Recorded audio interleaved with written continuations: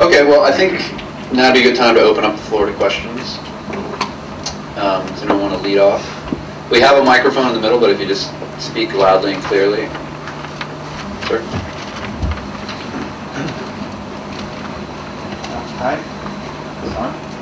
It's just a prop. It doesn't actually work. Well, I'll speak loud. Just to get you to stand up. Yeah, okay. Here I am. Well, thanks for coming out. I really thought the panel was great so far.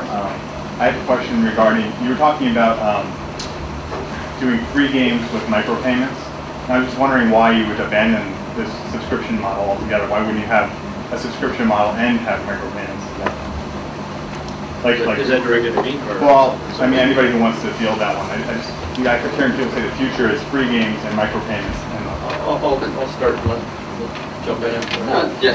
Yeah, my comment was largely based on kind of the Asian kind of experience that the Chinese online companies have had, is that the subscription model versus, and it's a different environment, as we mentioned before. There's a lot of piracy there, there's no retail, limited broadband connectivity in some of those countries.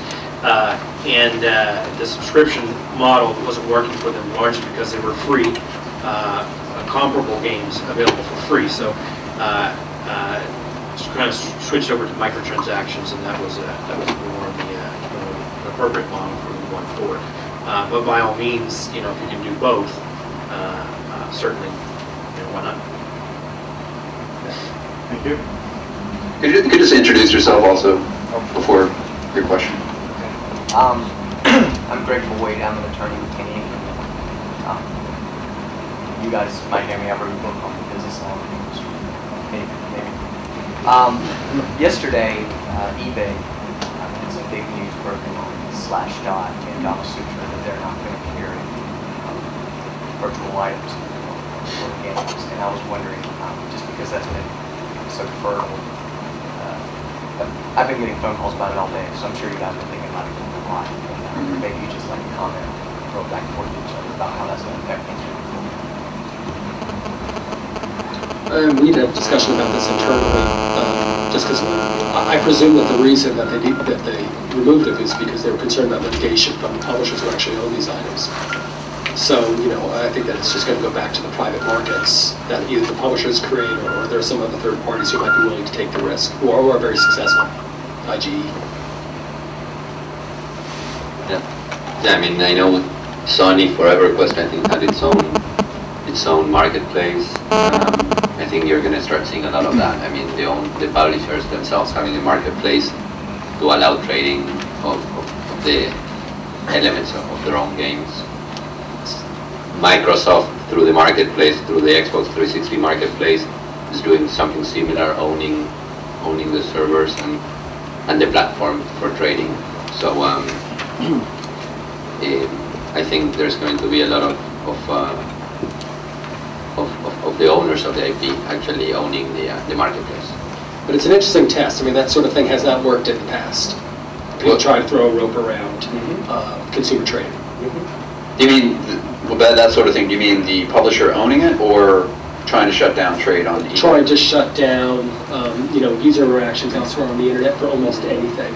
Right. People seem to find a way to do what they want to do, in the way that they want to do it. It's really part and parcel of the internet. Thanks, guys. I'm Steve Armbruster, current student here, second year. We've talked a lot about the push side of this, the model side of your businesses. Curious to hear your thoughts on the consumer side of this. Where do you see demand coming from? What kinds of gaming experiences do you see a lot of growth in? 12 months out, 24 months out, 5 years out? Talk about what people are actually responding to in terms of the gaming experience overall. Because I know what I like, that's very specific to one thing. What do you guys see that's happening? I see a lot of growth in what we call short session and mid-session games.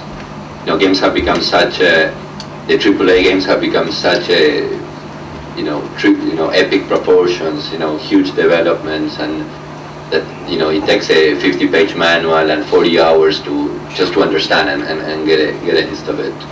That, not a lot of people, as the market starts, becoming more massive, and even the current gamers, we don't have, you know, all that time to spend and that interest to spend in a particular game, except the few that we really prefer.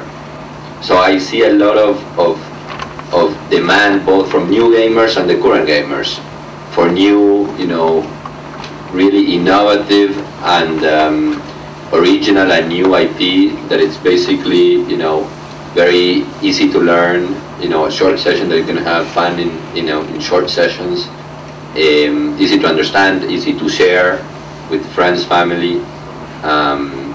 So I see a lot of growth on that, sort of on those type of games. Just to further underline your point, we originally came out with games that were gameplay, you know, about 4 hours per episode. And we were doing that because we were being, you know, driven by our experience of retail, you know, what the reviewers expected from a product, which was all based on retail. And then the consumers came back to us and said, too long. You know, they wanted it to be less than an hour. You know, they had to be able to get it in. And by the way, you guys have played our games. They're very much like a retail game or a console game, first-person shooters and things like that. But so going to the short-form content turned out to be, you know, definitely an important part in our, you know, acquisition of new customers. The second thing that happened, which was surprising to us, was that, particularly as we started doing television advertising, a lot of the consumers who were coming in to play our games had never played a game before. So we really weren't creating a new incremental experience for the existing gamer audience, but a lot of time providing entree to people who have heard about games, they think it's cool, it sounds good, everybody's doing it, but they haven't done it. And they actually came in much bigger numbers than, you know, what we would consider to be the hardcore audience, which was surprising to us because, you know, we use the Half-Life 2 engine, you know, we're in the big boys game. But there was something about the mass market coming in that made a difference in the kind of games that they wanted to play. So single player much more important than multiplayer for the first time consumer, but we found it possible to move them over. So simple games, you know, obviously games with beautiful graphics that have that feel of production value that you're getting from mass market entertainment every single day, but at the same time, simple to play, easy to get in and out. You know, you don't have to have a manual in order to get it. So, I agree. Yeah, I would hear very similar comments. I would say that, you know, the shorter gameplay times, more accessible, you know, gameplay, so, you know, you can get into it quicker, you get out of it. Again, you know, getting away from the manual. Ease of multiplayer, you know, you can play the game, you can log in, go over to your friend's house, you don't necessarily need to take the disc, or, you know, you've got your gamer tags, you know, all of these kinds of things that kind of mirror what you see kind of in current culture. You see people with iPods, you see people with, you know, mobile phones. That mentality translated into gameplay in some sense is what seems to be really, you know, more important to gamers now than, you know, 5-10 years ago.